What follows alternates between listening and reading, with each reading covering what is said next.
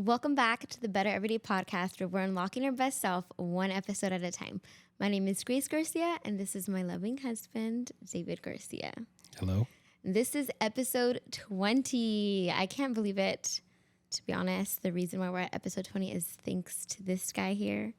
He is the one who keeps me accountable, who always strives to be the best version of himself, and believes that the key to success is consistency.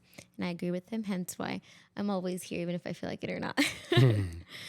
But again, the purpose of this podcast is to get better every day, small chunks at a time. So we've talked about health, we've talked about spiritual, we've talked about family, we've talked about marriage, parenting even, and we're just going to continue that path. But I think a huge aspect of staying in your lane, running the race to success and being successful is not comparing yourself. So today I want to talk about comparison. I believe we've all heard of the phrase comparison is the thief of joy. Mm-hmm. And I've truly have experienced that. I felt that in my life. And I think one of the reasons actually why my TikTok is doing good and it's picking up momentum, picking up side gigs, which I'm super excited about, is because I don't allow myself to quit due to like playing that comparison game. Yeah. Because I know as soon as I start comparing myself to other content creators, that's where I get discouraged and I'll just stop. So thank God, so far so good. But I feel like compared to guys and girls, I mean, I'm a girl, so I can only talk about girl perspective, but I've heard so many more girls comparing themselves to, I would love to hear from your perspective. Do men struggle with comparison? Have you struggled with comparison? If so, how? And how kind of have you gone about it? I think everybody struggles with comparison. I think women do struggle with it more. But guys, you know, the things that come at the top of my head is you go to the gym and you compare the muscles. And you're like, oh, I wish I had that guy's muscles. Or money. Oh, man, I wish I had that guy's money. That's usually through what they're driving. That's the way that guys kind of flex how much money they have. But in reality, we know that it's how much money they don't really have, especially the middle class. And so there's that comparison. And it really depends on the mentality. I don't think I've ever let comparison kind of kill me. It's always been motivating to me. The story that I always tell is I used to go bike riding with my friend Nate. You guys have met him. I also used to go with Marvin. And most recently, I was going with them plus this guy named Mike, which is a complete beast. But when I was going with Nate and Marvin, like at the beginning, they had been doing it at least a little bit of more time than I had. And they would smoke me, just completely leave me in the dust. And the funny thing is that we used to invite other people all the time and we'd be like, yeah, we're going to grow as a group. And everybody just taking off. Each their own. Yeah. But us three have always had that like being okay with, hey, everyone is going at their own pace. And they used to leave me in my dust. And I wouldn't sit there like, oh, man, like I'm just going to turn around. I'm going to quit. They didn't stay with me or they don't care about me taking it personal. They don't care about me, or I don't have the muscles that they have, or I don't have the skills that they have. I'm just going to quit. Like, I always saw it as motivation. And I kid you not, I always was like, one day I'm going to catch up to them. One day I'm going to keep up with them. One day I'm going to beat them. And that day came. It took time. Yeah. But it came. And so for me personally, from my perspective and my mentality, I've always used it as fuel.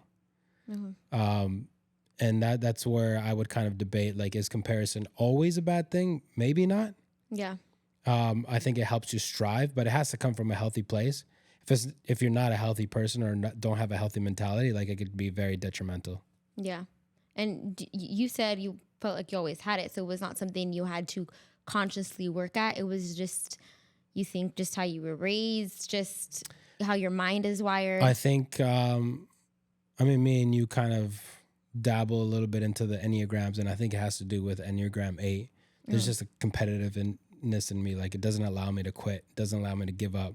Yeah. It doesn't allow me to just turn around and be like, okay, well, I'm not good enough. Like, it's very rare. I'm not going to say I haven't done it. I have done Yeah. it. Like, let's say I kind of gave up like photography and videography.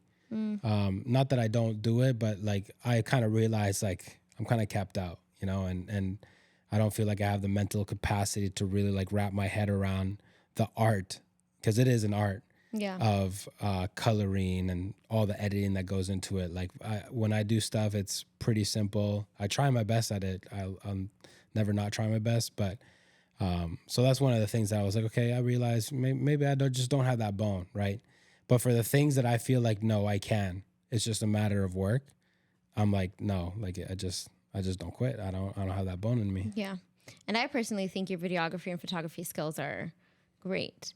But I think Thank you you. compare yourself, how you said, and you see people maybe well established or have a different creative eye than you, and you automatically like put yourself down, because there's different styles of videography and there's different styles of photography.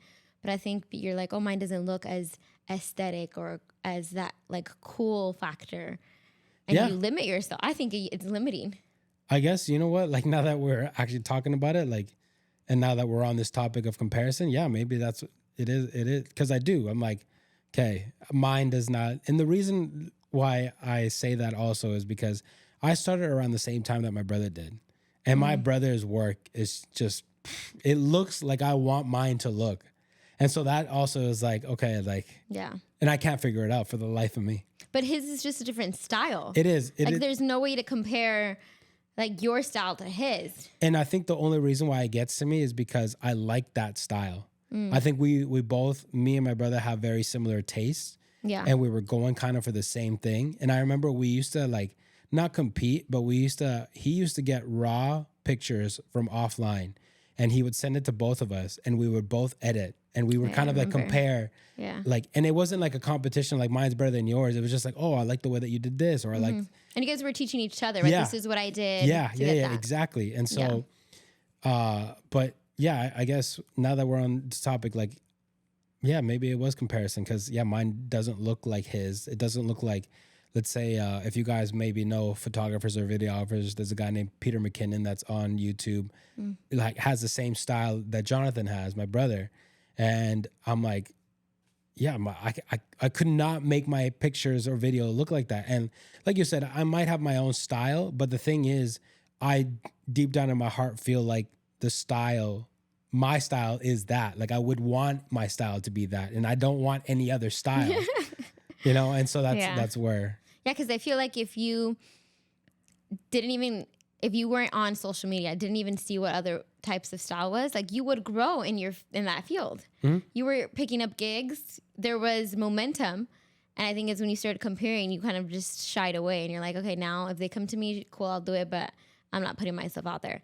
But I'm pretty sure if social media wasn't the thing, you'd have continued. Your confidence in yourself would have been a good one.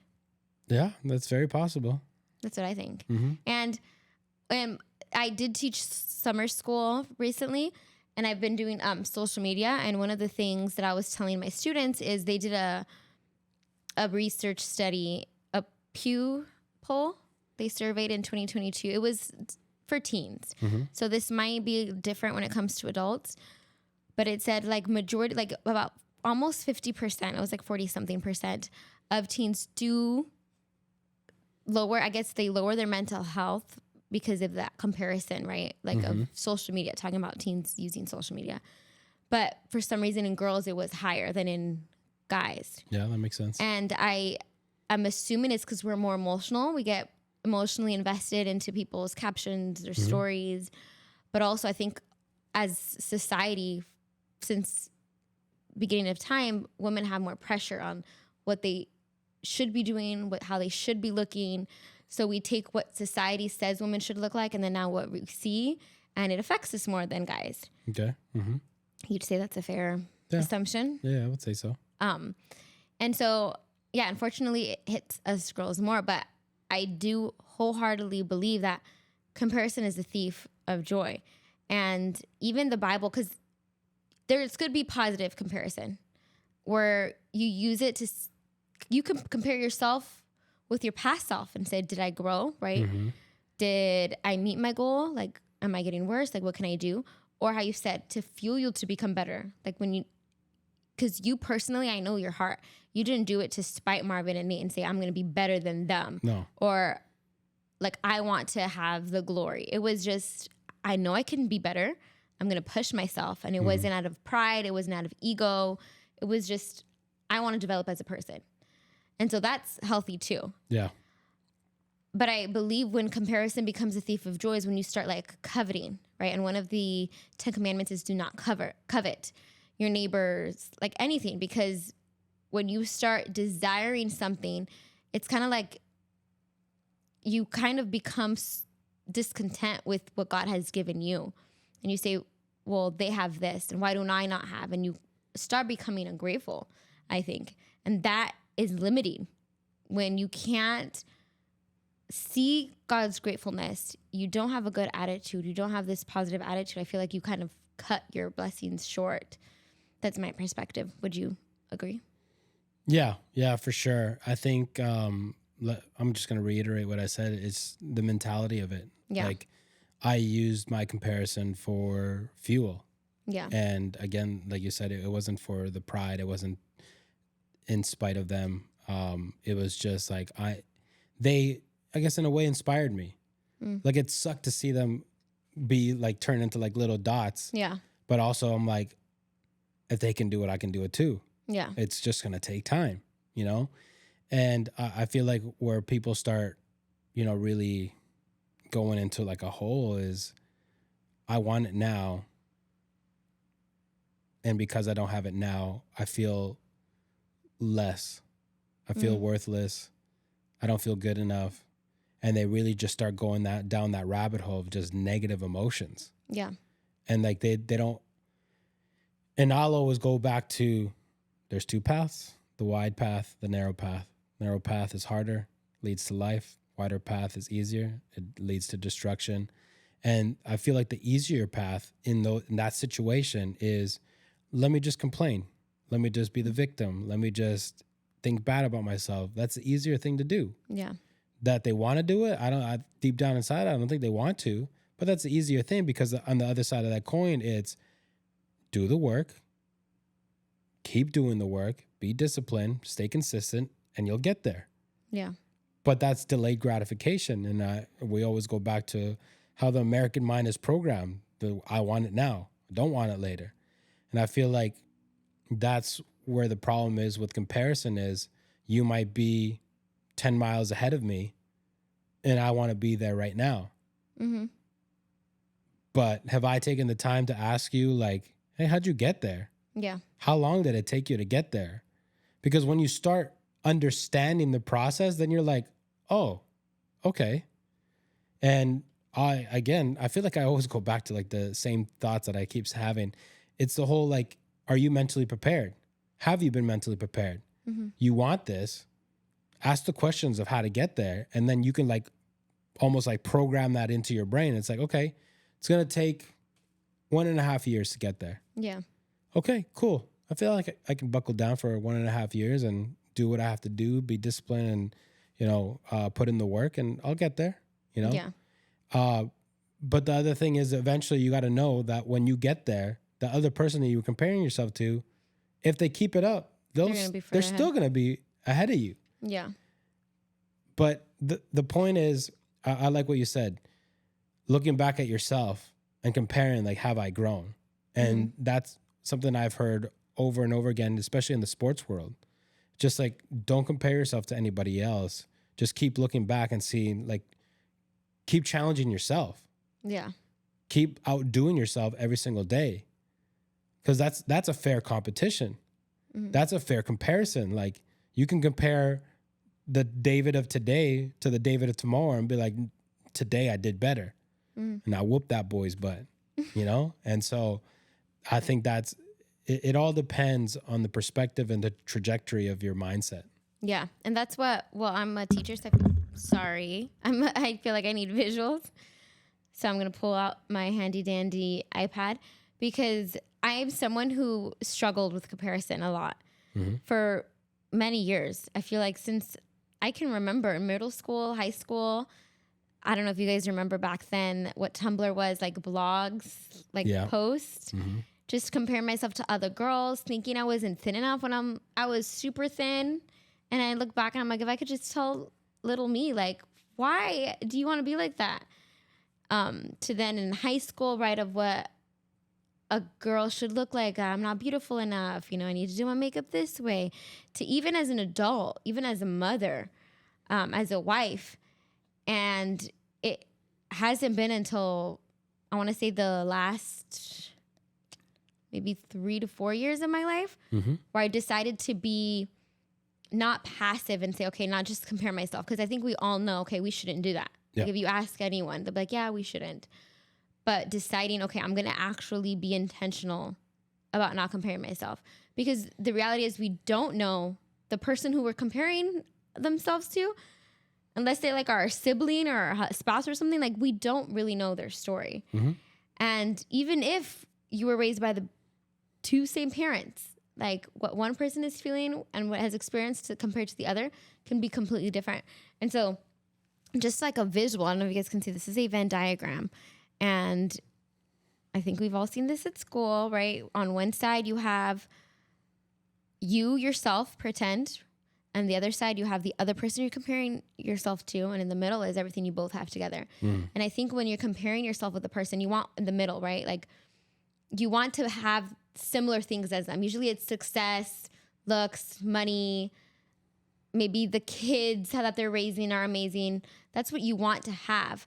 So you have maybe in the middle, it's like that same vision, the same dream. But you have to ask yourself, like, what would be on that other side? And are you willing to sacrifice or to get that? Because many of the times we said success is hard work. They might wake up super early and go to sleep, maybe early or late. We don't know. They might work 50, 80 hours a week. And when we only work 40, and it's like, are you willing to adopt what that other circle has to be able to look like them? And many of the cases, it's like, no, like we don't want to sacrifice, or we don't want to be comfortable, or we don't want to endure the hard things they endured. A lot of them struggled in life, but we don't see that other side of the bubble. We see like a little sliver and we start getting so discouraged. But it's like, if you knew and if you were given that option, hey, this is the path I took, so many people would decline it anyway. They'd be like, no, that I'm not willing to sacrifice my family. I'm not willing to sacrifice time. I'm not willing to invest money. I'm not willing to educate or put the extra hours, whatever it may be. And it's okay. So why are we desiring it if we're not even willing to take on that full circle, that full bubble? That's how I kind of have stopped comparing myself, is because I don't know what they are going through. And I look at my life and it says, okay, what is it feasible? What am I willing to give up right now? What's my sacrifice in this season of me right now that I'm working full time? I have my kids, I'm married. Is it even feasible? Like who I'm comparing myself to? Do I even want to sacrifice that much time?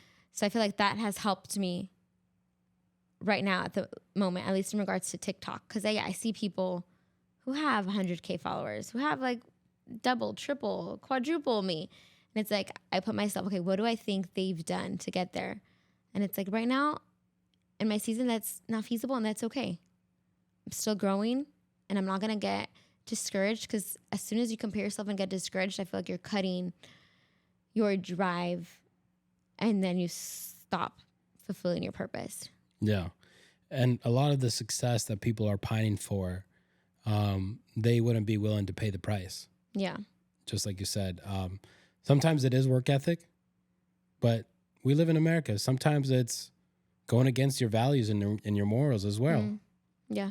And when you finally realize, oh, that's what it takes, then you start second guessing, like, do I really want to become that? Yeah. Some people might still bite the bullet because they want the followers, they want the fame, they want all the likes, they want the influence, they want people just screaming out their names. Like, maybe that's what it is.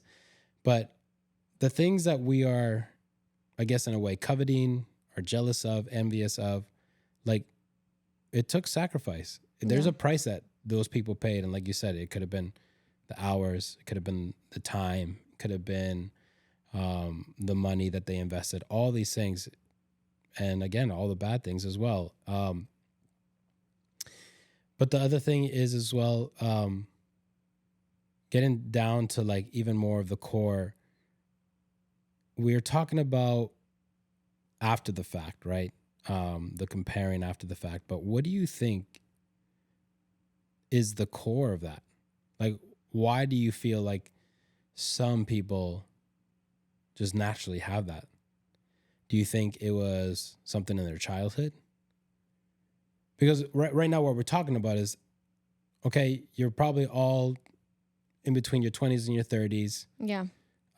You've all lived your childhood. You're now adults, and now maybe you've come to a realization like, I don't want to compare myself anymore. Mm-hmm.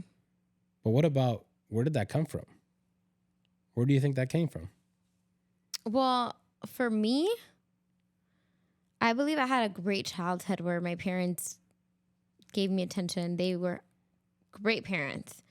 So I don't think it's like, oh, childhood trauma of I didn't get much attention or, something I can pinpoint that happened. I also feel like it varies person to person, how you said your Enneagram, like your motivation, right? So I'm an Enneagram 3, which is I want to achieve. Mm-hmm. And with that comes like a people pleaser. I am a natural like people pleaser. And so putting both, like combining the achievement with people pleasing, like kind of achieving for people to be like, oh, you're doing great. That automatically makes me want to compare myself, right? Like, am I achieving enough? This person achieved this. Did I get there? Am I then not pleasing people, whether it's my parents, myself? Because since from what I can remember, I've always been a go-getter and like doing it for my parents, I guess, to say good job, or like society to say good job. And they've never even put that, like that on me. Like, for example, in high school, I felt like I needed to get like, I did 10 AP classes. I haven't met anyone in my close friends or circle who have done that many. And every time people ask like, why? And my parents didn't say like, you have to take one. Like no one put that pressure on me. Like I put it on myself. Like I'm going to take 10 AP classes. And I felt like I had to be the best. Why? I have no idea. I think it's like I'm driven that way. It could be also like birth order, right? I'm the second, kind of in the middle. So it's like I need to stand out. Like there's 4 of us. There's a lot of us. I need to be noticed more. It could be that. It could be also being a woman and that coveting, right? Like the emotions and like that have to be better for men or whatever. I think we do have, and also it places the enemy like accusing us, right? Like just natural thoughts of you're not good enough. Remember, the enemy accuses us and wants to make our identity, lose our identity, because if we believe that we're a child of God and we believe that we're perfect, then we're going to, I guess, like work in that way as children of God. And we're going to strive to be better because we're children of God. But if the enemy can accuse us and make us distort our identity, and if he has that like hold on us that you're not good enough, your value, then we're going to be looking for it in all the wrong ways. And that's when sin comes in. That's when I have to covet. I have to maybe bend my boundaries. I have to get lost in corporate America or with whatever it is, right? And so I feel like it could be a whole array of things. Because we're natural, like comparing. I think it's natural. And I see it in young kids. Like I have a 3-year-old. But even before then, it's like, I have this toy. Well, mine's bigger. My toy is louder, it's more sparkly, and you see it, and like no one said anything of like this is a better toy, but they automatically feel like they have to compare my toy with their toy and look, mom, isn't my toy better? And you're just like, oh, where did that come from? Like just crazy how you see it from such a young age naturally. And I think partly it's also I'm no scientist, but partly it's just like our animal instinct. Like as men, we want to be the strongest. We want to be the toughest. We want to be the ones, like, since old times. We Yeah. want to be the best hunter. We want to be the leader of the group, you know, and like you said, you see it in the little kids. Like, I'm the stronger. I'm stronger than you. I'm smarter than you. Yeah. I'm Like, bigger than you. I'm yeah, taller than you. You're like, doesn't matter. yeah, yeah, yeah. And so, and then also for the girls, I feel like it's put into their DNA. Like, I need to find myself the strongest guy, the smartest guy, the guy that is a protector. And then at the same time, maybe there's like in your guys' thought process, like, in order to get that, I need to be an excellent woman as well. Yeah. Because how do I expect to get an excellent man if I'm not an excellent woman? And so maybe that just like keeps, like, there's just a natural competitiveness out there in just human beings, really. Yeah. Yeah. And I mean, it makes me sad because you already see it as a young age. Like, I don't think I told you this, but Araya, our daughter, again, she's 3. She has like beautiful curly hair and it's getting long. And I told her, Araya, I love your hair. It's so long. And she goes, but it's not long like Rapunzel. And like, she just didn't take the compliment because she compared herself with Rapunzel. And I'm like, Rapunzel's hair is super long. I don't like her hair, like trying to make it seem like her hair is beautiful. And I'm just like, oh my goodness, like, what can we do as parents, like, to make sure they don't grow up feeling the need to compare or they feel like they're secure in their identity. So if they see someone who looks different, it's like, oh, it's okay. That person could be beautiful. That person, like, they can shine in their own way, but it doesn't take away from me. It doesn't take away from my beauty. It doesn't take away from my shine, because I feel like we see the beauty and it's awesome. Like, we are all beautiful. God created us all in his image, but it's like, we can't see that without it taking away from us. And it shouldn't be that way. We should see it, appreciate it, value it, and it be like, but we are the same as well. Yeah. And I'm going to start getting a little more complicated, and I don't really know where this is going to go. Okay. But Fix this. Since I can remember, the way the North American system has been set up, because back in the day there was no social media. Yeah. Back in the day there was no YouTube. It wasn't until I don't know how old I was when YouTube started coming out and all this stuff. Like, all this stuff didn't exist, but what did exist were ads. The L'Oreal ads. Yeah. And then like you get the models, both male and female, they look a certain way. And the way that the system has always been set up is the system's always going to show you what you should be. And it's like, they're not saying it, but they're showing it. And like, by that, like the way that we're almost like programmed is like, oh, like I need to look like that guy with the 6-pack and like humongous arms and the chiseled jawline or whatever. Like, I need to be that guy. And then for the girls, I need to be super skinny. I need to have whatever skin complexion. And so, and then now with social media, it's even worse. Yeah. Because now, quote unquote, normal people have gotten the fame. So now you didn't have to go through like a modeling agency to be able to try out for L'Oreal or whatever, all these like ads, whatever. Now, all you had to do was post certain pictures and guess what? Boom. And then you would start getting all these companies coming after you like, hey, can you do this? Can you do that? And I mean, it's very basic. We all know, like, social media, it's all about showing the good times. Yeah. It's very rarely showing all the bad times. Like, who wants to see the bad times? That we see it. Like, the things that are going on in the world and blah, blah, blah. Like, that's a whole other topic. But for the most part, for the people, all they want to show is, look at how great my life is. Yeah. And it's almost like, please validate me. Please validate how awesome I think my life is. And at the same time, that person is probably comparing themselves to somebody else, right? And I feel like it's such an ugly cycle. And I do think, again, there is a natural order of whether we still lived in caveman times, like there would still be somebody saying, I'm the strongest, I'm the prettiest, I'm the king and I'm the queen, you know, like, but now it's like so magnified through all these outlets that it's just like there's almost no escaping it. And so you have all these kids like growing up with all this comparison, like, I want to be like so-and-so, I want to be like so-and-so, I want to be like so-and-so. And it's taking a big toll on the kids' mental health for sure. Yeah. And I mean, it's hard for us older people to kind of understand them. We kind of understand them, but we got social media at a little bit of an older age. At least I did. And so like to try to understand like what they're going through, it's kind of hard because we as older people like stop comparing yourself. But there's almost like a need in them. Like I need to compare myself to them. Like I need to be like them. Yeah. And so that's where it gets really, really toxic.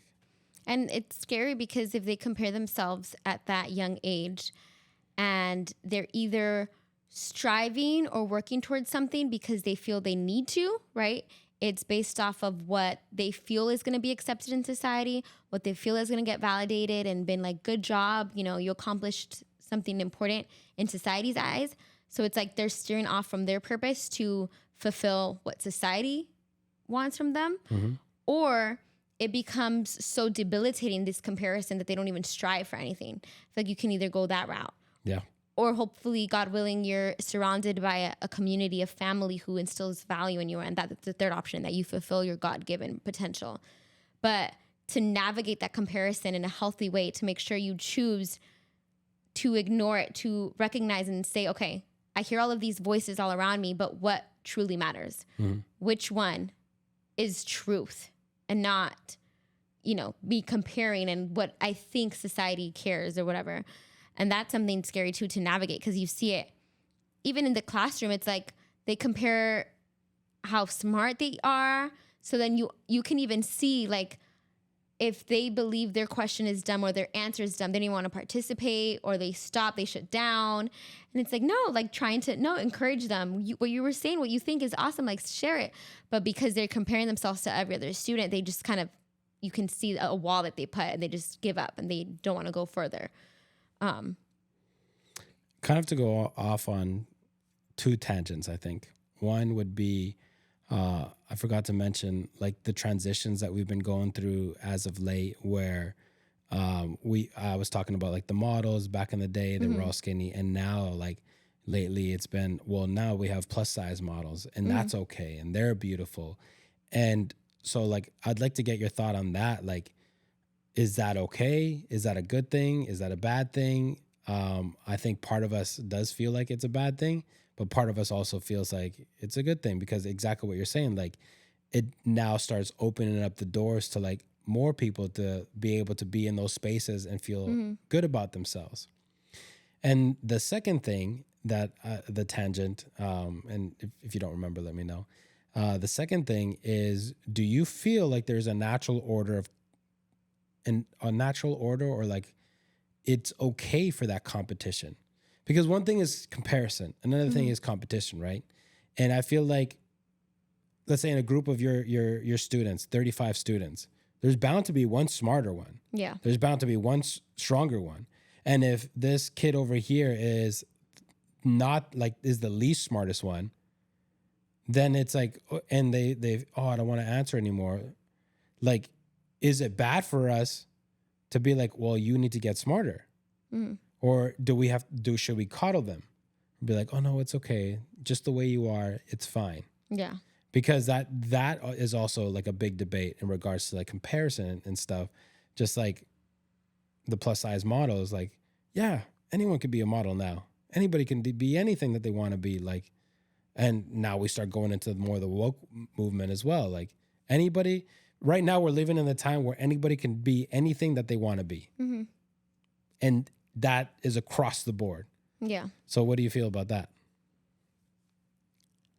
I do believe that representation in social media or in the media matters. Whether I said that skin color, different religions, different points of views, and in this case, your example, like different body types, I do think it matters. Because again, if my daughter is only seeing people like Rapunzel, she's going to be like, okay, my hair is ugly because it's not blonde, it's not straight, and it's not long, right? So I do think that matters. In regards to it going to extreme where it becomes like unhealthy, right? Like plus size, we're all in different body. We all have different bodies. God created us differently. And we should see that as beautiful. Like everyone is made in God's image. But if it's unhealthy and it's like glorifying just eating, no self-control, like I'm just big because God made me this way, it's like, no, like, yeah, you're beautiful. Like there's beauty within you. There's beauty outside of you too. Like 100%. There's beautiful things, but let's not make little kids think that's okay, because at the end of the day, health is more important than what you look. Vice versa. You can have a skinny girl dealing with anorexia, and it's not okay for a little girl to be like, I want to be that, when that's unhealthy. So having something like super skinny or something like on the other spectrum, I believe at the end of the day, we should, instead of saying like looks matter, like health matters. But it's so hard to do in a visual, right? Like they just see it. It's not like they're going to start analyzing it, but that's just my opinion for that first tangent. And in regards to your second tangent, I don't think we should cuddle. And sometimes I think like, okay, kind of back in the old days, like survival of the fittest, like would you have survived or not? Exactly. Because that our society needs strong and smart people, of course, and to make them feel like, okay, don't say your answer because you're going to make others feel discouraged, or don't be that strong because you're going to make others feel like they're weak and they're going to give up, is not okay. And to the other people, it's like, I feel like there's certain things that you're naturally capable of, and you should always strive for your best. And so continue. But at the end of the day, we're all made different. And so someone's IQ might not be as high as others. And it's like, are you going to make it or are you not in society? Like, you know, there's only so much that you can do. That's my opinion, which might be not the most popular, but I do not believe we should coddle, because at the end of the day, we want to have people reach success, and to reach success, we have always said it is uncomfortable. You have to reach your limit. And there's kids that are resilient and there's kids that are not. And there's kids who didn't grow up in great environments, but that resilient gene, like that something in them just makes them succeed over the kids who had privilege, over the kids who had everything to succeed and they didn't. And there could be that same kid who had everything and they just didn't make it. Like they didn't have that resilient thing. Like something took them down. So everyone's made differently.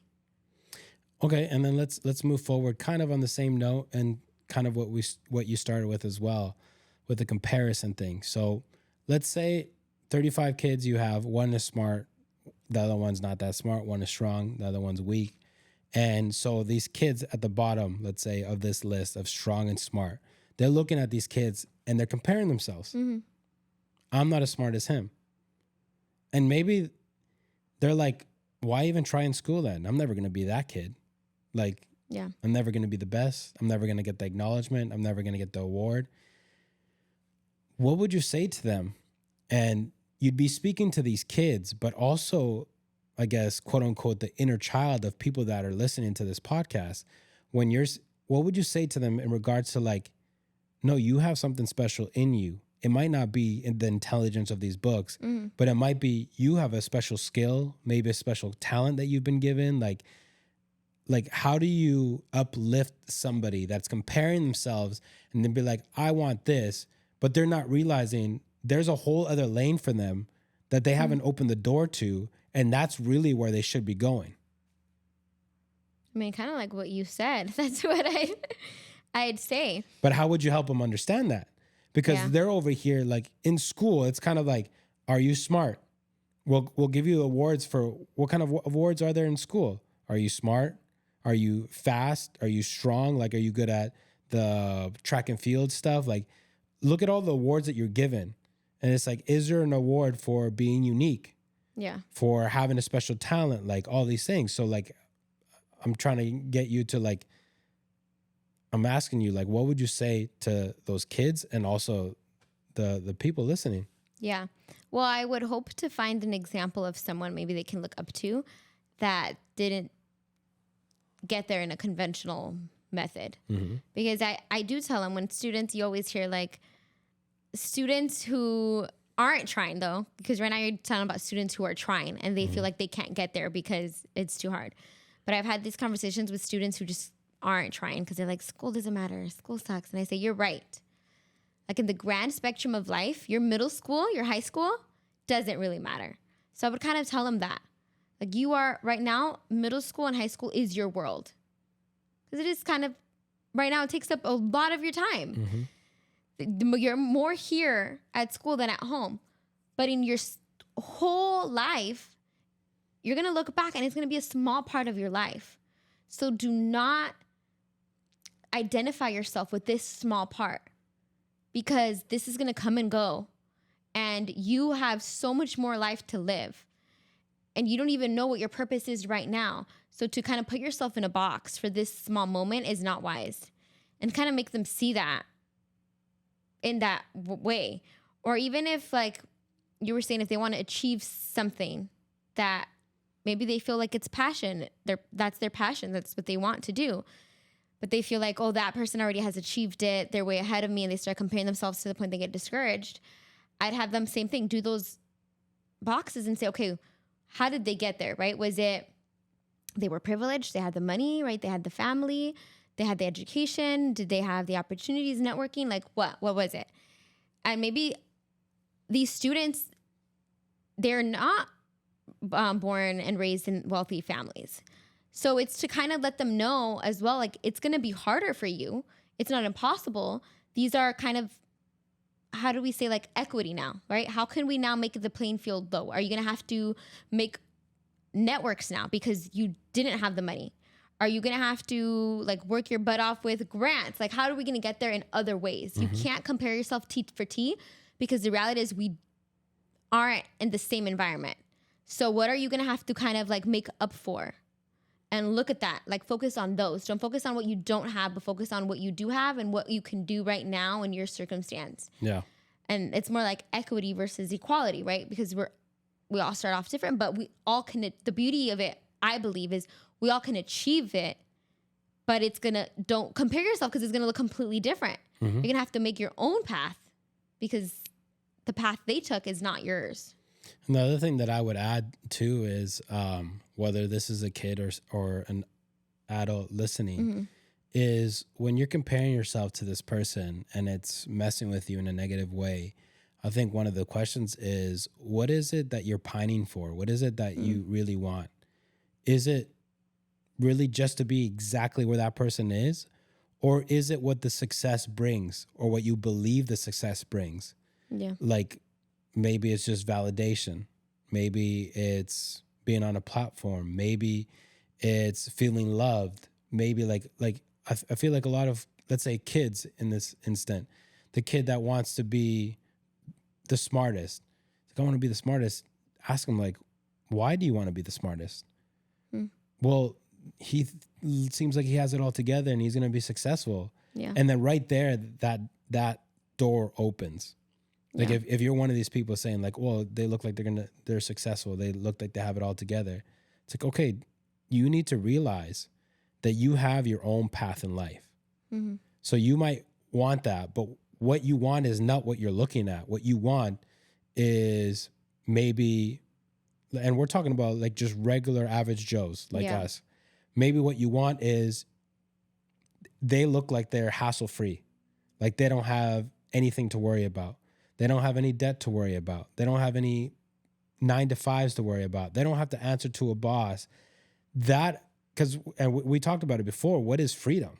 And freedom to a lot of people is just being able to do what you want to do. Yeah. And I feel like when people compare themselves, that's what they see. I want to be there. I want to be able to travel the world when I want. I want to be able to take nice pictures at beautiful sceneries. I want to be able to shop till I drop. I want to be able to do all these things. And when you really come down to that, it's just like, okay, you can do that your own way. It doesn't have to be their way. And the thing that I like about nowadays is more and more documentaries are coming out about successful people. And I would highly encourage people to watch those documentaries because then you get to see the work that had to be put in, the sacrifice that had to be put in, like The pain. yeah. And what I truly want to focus on is the sacrifice. A lot of people do not realize the sacrifice Yeah. the successful people had to put in place to make it. There's this one famous like financial person. He was on Shark Tank. His name is Kevin O'Leary. And he has said, I've forgotten one interview, but I heard him in an interview and he said, they were asking him about his relationship with his kids. And he said, I sacrificed my kids when I was a kid or when I was younger. I knew that I was not going to be spending time with them, but I did that so I could put in the work as much as I can where I could be where I am today to set them up financially. I might not have the best relationship with them, but that they're going to be set up and going to be able to do whatever the heck they want to do. They'll be able to do it. But there you hear it. I sacrificed my relationship with my kids. Now the question is, do you guys want to sacrifice your relationship with your kids? Most people would be like, no. So then it's like, okay, then it's going to be hard for you to become Kevin O'Leary from Shark Tank. Yeah. You know, Mike Tyson had to sacrifice his youth. He became a man at a very young age, and all he did was boxing all day. And his coach, I forgot what his name was, he squeezed the juice out of him all the time. He mentally made him a killer, really. He literally would go into the rings and be like, I want to kill this person. And so like he sacrificed his youth. He sacrificed his mental health. He had a lot of mental breakdowns because of it. Like you see all these documentaries and you realize these are all the prices. And that's what I was saying. Like some of these prices you don't even want to pay. Yeah. And people don't realize it. But what I will say is if you really are comparing yourself to somebody, or maybe you're like, oh, I'm not comparing myself, I just like would really like to be where they're at, right? Then the very simple thing that I've seen throughout all these successful people is hard work beats talent every single time. It's just about the work ethic. And that's what I really like about what you've done with TikTok, where you've just been putting in the work and trusting the process, putting in the work, busting out 3 videos every single day, putting in the work every single time, and it's paying off greatly. But it takes that hard work. And if and when somebody goes, I want to be like Grace and have 50,000 followers on TikTok, and maybe they might ask you, like, what did it take? I don't think you're going to be like, oh, it's easy, no problem. Just, Yeah. You don't even have to think about it. It's like, no, I'm pretty sure you think about it. Like all the shots that you take, you have to think about all the shots that you're going to take. And then you have to pre-plan it in your head, then make sure that you execute it good. And then when you edit it, you got to make sure that you got all the clips, that you have it all together, that it's not screwed up. If not, you have to go back and do it again. Like it takes mental effort. It takes time. It takes all these things. And it's just, people don't realize that. And I think also it's just people want it right now. And they don't understand success takes hard work. There is no success that's just going to fall on your lap. Even the ones that kind of seem like, oh, they're overnight success. Like you could look at Justin Bieber. He was on YouTube and he was just singing. But homeboy already, like he had a good voice. Yeah.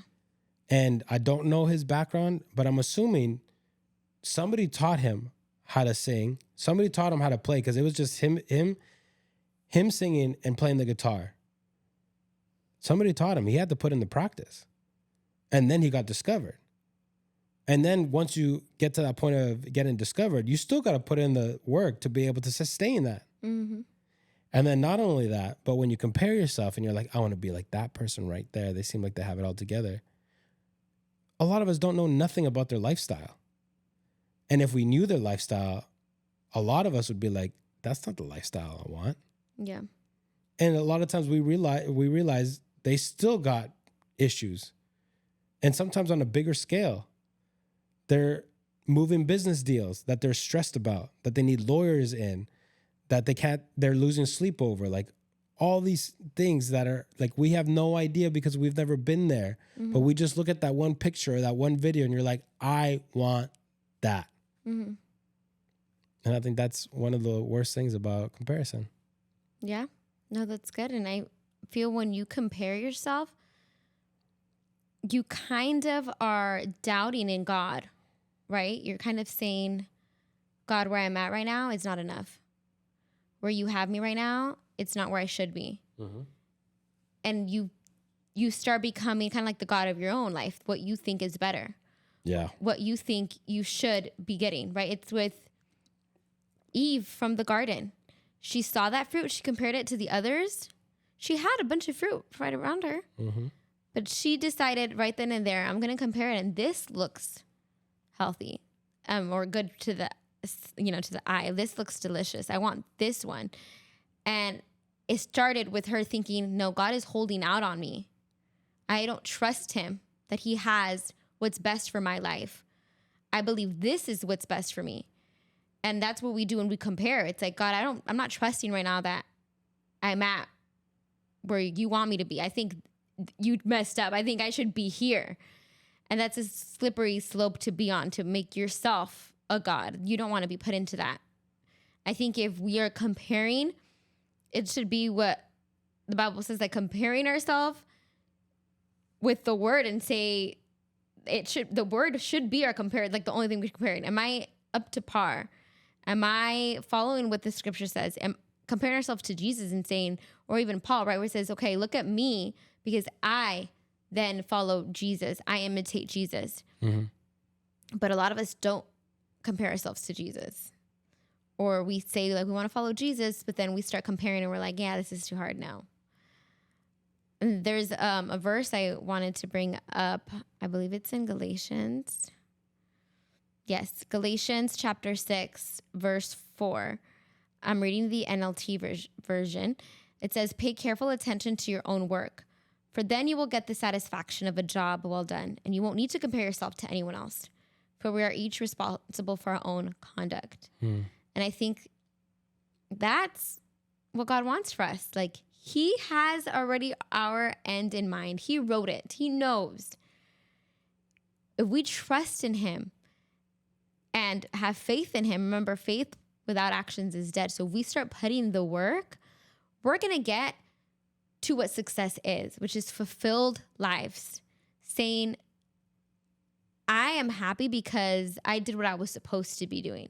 It might not look like yours, but I fulfilled my job here on earth. I fulfilled my whole purpose. And I think that's, at the end of the day, what everyone wants to reach, their full potential. And if we do that, if we focus on ourselves and focus on what God has in store for us, that's where we're going to truly reach success. Yeah, and I think one of the keys of what you said, it's the lack of gratitude for what God has already given you and where he wants to take you. It's a lack of gratitude. Yeah. For you to be like, I don't want that. I want what this person has. It's like, do you not realize that you shouldn't be alive? Do you not realize like God's given you a special place? Like he designed you, he created you, and he created everything that you were purposed to have. You have your own version of success. And then it goes back to that verse, do not be conformed of this world. The renewal of your mind. Like the world, especially in North America, it's very, very, very twisted. Yeah. And again, we go back to the social media, like everything that they're putting out there, like this is what you need. They're trying to sell you on it, and they get us addicted to it.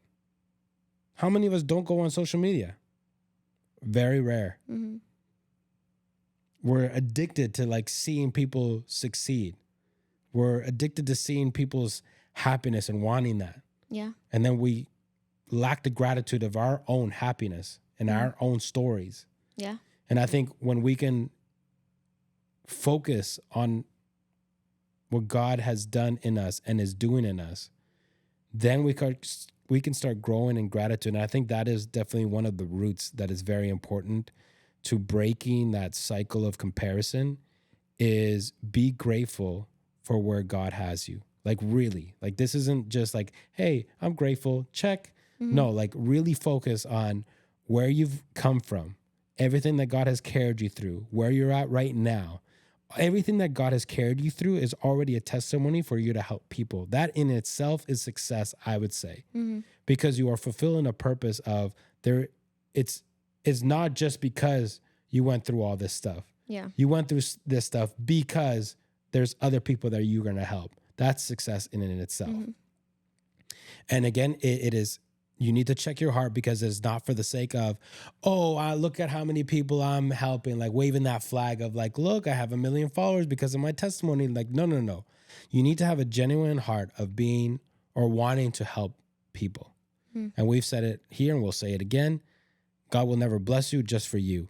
God blesses you to be blessings to other people, right? And so we need to lay down those roots of gratitude. And when we start laying down those roots of gratitude, we stop comparing ourselves to other people, because we're so grateful for what God is doing in us. Yeah. Like, I have those moments where I'm like, I am so joyful right now, because let's say, for example, I always prayed to have a family, and I have it. And it's such a beautiful family. And God's allowed me to be the steward of this family, where we have moments together. We go on dates together. We go on adventures together. And that's something to be grateful for. We've done ministry together. That's something to be grateful for. We've helped people. That's something to be grateful for. And we start laying down these roots. It's just like, I'm not focused on anybody else. I know God is writing my story. And I know as each day goes on, I'm getting another step closer to the purpose that God has for me. And I know that as the days go on, it may not be today or tomorrow, but like, there's going to be awe and wonders that God presents to us. And we're just like, we get floored at that. I don't know about you, but I get floored at that. Like, when just like something unexpected happens, and it's like, those are the moments where like, it's only God. And then you finally realize, oh God, you did have something special for me, you know? But a lot of people don't have that patience, and they don't have that gratitude. Like, no, I want this, and I want it now. I want it. And if I don't have it right now, I'm going to self-destruct. And it's just like, relax, reflect, meditate, pray, and just be grateful. I think that toxicity of comparison is because of lack of being grateful. I 100% agree. And I believe we all need to be honest with ourselves and not take a passive approach of, okay, I'm just not going to compare myself. Okay, what is that going to look like? And start taking action steps to, I refuse now for comparison to steal my joy. You have that power. We, here in the Better Everyday podcast, we do not believe in victim mentality. And you have the power right now to decide to say, okay, I don't want it anymore. Obviously, there's going to be thoughts, but it's okay. Now it's your decision to take those thoughts captive and decide, I don't want to think like this anymore. And the Bible clearly says, like, we don't fight against flesh and blood. We fight against the principalities of the world. And that verse is talking about our thoughts. Our thoughts are our worst enemy. Sometimes we blame the devil, and it's like, no, you're feeling sad and you feel helpless and you feel like you lost your identity because you've allowed those thoughts to now consume you. So it's time for you to do the work. Just like you let them in, now let them out. And I had to go through a purging process for my social media.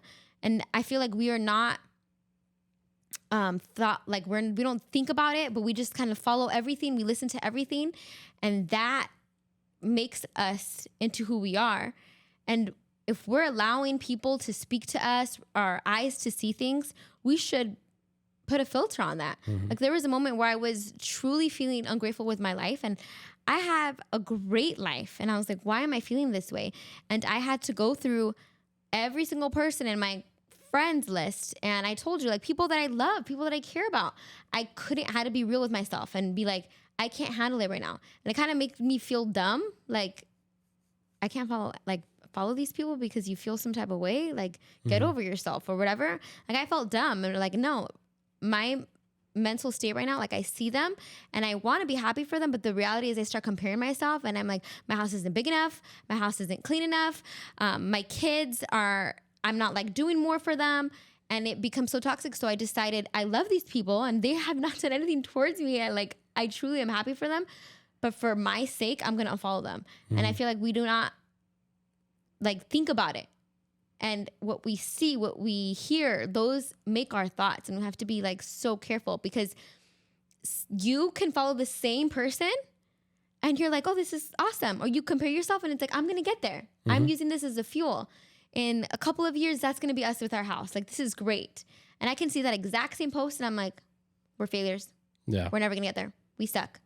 And it reminds me of, I have this thought in my head and I hope it makes sense. But in the New Testament, you had the Pharisees, and I'm just going to say Christ followers, comparing Jesus to the same passages in the Old Testament. Mm-hmm. It's the same man they're comparing to the same passages. But some of them saw that comparison and they were like, he's not enough. This is not him. And immediately was we need to get rid of him. Toxic, right? This is horrible. But the other group of people, again, the same passage, the same man, and they're like, he is here. He is more than enough. Mm-hmm. He is life. And we have to just catch ourselves thinking and say, okay, is this the truth? How are we comparing ourselves? What is this? And not accept every thought as truth, not accept every thought into our brain to consume us, to dictate how we're going to live, because that's not something that is sustainable. We are going to destroy ourselves. We're going to destroy, just like how they destroyed Jesus, but he rose again. But just at that moment, they killed him because it wasn't to their expectations, to their comparison. It wasn't up to par. We're going to take our life to destruction because we're not good enough. We're not reaching the success that we think, when God is look again, you're right where I want you to. Yeah. You might not be married. You might not have the job that you think, the dream job. You might not have kids yet. But in my plan, you are right where you need to be. Mm-hmm. Do not compare yourself. So just wanted to put that out there. Yeah, that was really good. Thank you. And so we're going to wrap it up here. I highly suggest you guys to either make a list when you compare yourself, and how I said, okay, what did they do? And see if it's feasible, and go through that and see, okay, do I even want to sacrifice that much time? Do I want to do this? And the second thing is, go on your social media feed or YouTube, whatever it is that you are most, I guess, attached to, and say, okay, let me put a filter. When I watch these people, what do I think? Is it positive or negative? Do I need to, do some cleaning of your social media feed, cleaning of what you watch, what you listen to, your thoughts? Start taking those thoughts captive. And every time you have a negative thought, write it over with a positive one. But it's time to take back what the enemy is trying to take away, what we ourselves are allowing the joy to flee from our life. Because I believe God has a great purpose for each and every one of you. And it's time to live a better life. One day, one episode at a time. We will see you guys in our next episode, which will be episode 21. Yep. Thank you guys all for your support and love. We truly appreciate it. If you want to share this to someone, we'd highly recommend it. Please like it, subscribe if you haven't already, and we'll see you next time. Bye. See you guys.